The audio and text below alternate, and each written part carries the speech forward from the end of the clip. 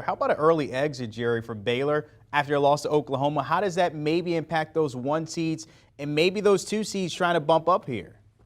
Yeah, for me, there've been 6 teams with an outside shot at a 7th that could possibly be 1 seeds, and those 6 are the 2 SEC teams, Auburn and Kentucky, the 2 Big 12 teams, Baylor and Kansas, and then Arizona, and then Gonzaga, who I believe will be the overall number 1. Well, Baylor is already done. I still have them as a 1 seed for the moment, but they're definitely vulnerable to being jumped by Kansas in particular, and then maybe Kentucky as well. Although if Kentucky and Auburn play for the title, it may be that the winner is ahead of them and the loser is not.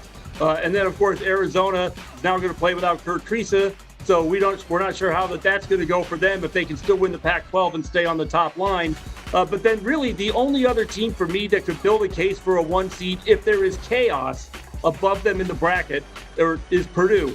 If Purdue can win the Big Ten, beating both Wisconsin and Illinois to do so, then they could maybe sneak under the 4th spot of that 1 line, but they would need a lot of help in front of them. Baylor losing early would be part of that help. I do not see a path for Duke to a 1 seed because their league's not strong enough. They haven't been able to resume build, and they have more quadrant 2 and 3 losses themselves than the 7 teams ahead of them on the bracket combined.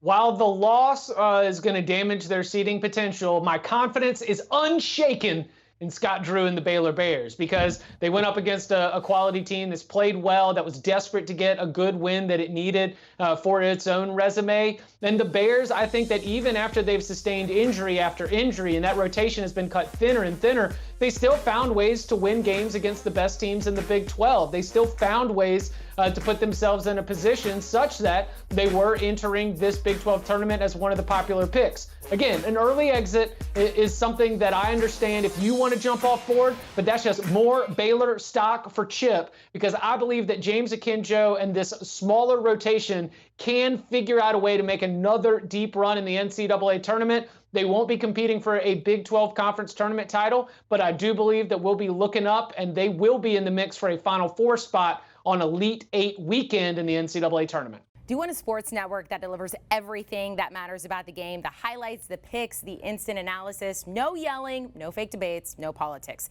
Hit the subscribe button and never miss a moment.